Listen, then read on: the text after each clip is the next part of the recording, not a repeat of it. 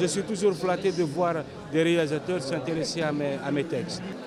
D'un côté, l'art de raconter, de l'autre, l'art d'illustrer. La question de l'adaptation cinématographique d'un texte littéraire peut être appréhendée par tous. Yasmina Khadra, invitée d'honneur, est présent pour faire découvrir son nouveau roman, mais aussi pour débattre avec le public autour de la projection de L'Attentat, son best-seller. C'est un peu comme les mariages. On fait de belles rencontres, mais on ne sait pas ce qu'elles vont nous donner. Et donc l'adaptation pourrait améliorer peut-être l'audience d'une œuvre, comme elle pourrait ne pas être à la hauteur de l'œuvre elle-même. Maury Thury, L'Attentat, Ce que le jour doit à la nuit, autant d'adaptations cinématographiques des œuvres de Khadra qui ne l'ont jamais déçu.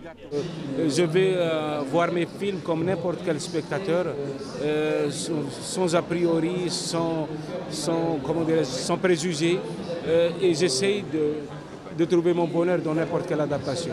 Je suis comme un enfant, j'aime découvrir comment sont perçus mes personnages. Et jusqu'à présent, je n'ai pas été déçu.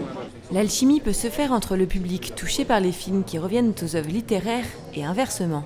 Je préfère en principe lire les livres parce que j'ai souvent été déçue après des films. Mais il y a souvent des films qui sont très bien faits. Ils montrent peut-être un peu les choses qui sont plus picturales, si vous voulez.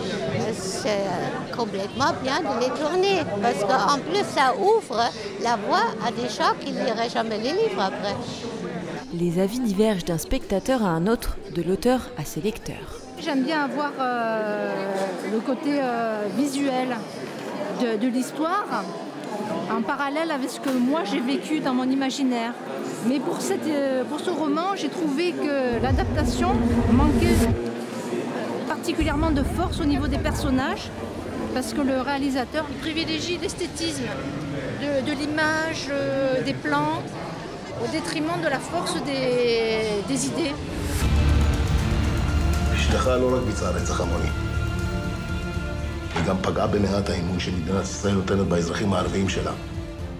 L'adaptation de Ziad Doueri voit juste dans le contexte de ce sujet extrêmement sensible qui est le conflit israélo-palestinien.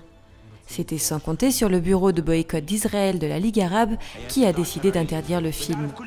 Aller le voir serait, selon certains, une façon de soutenir un cinéma qui n'est art que quand il est libre.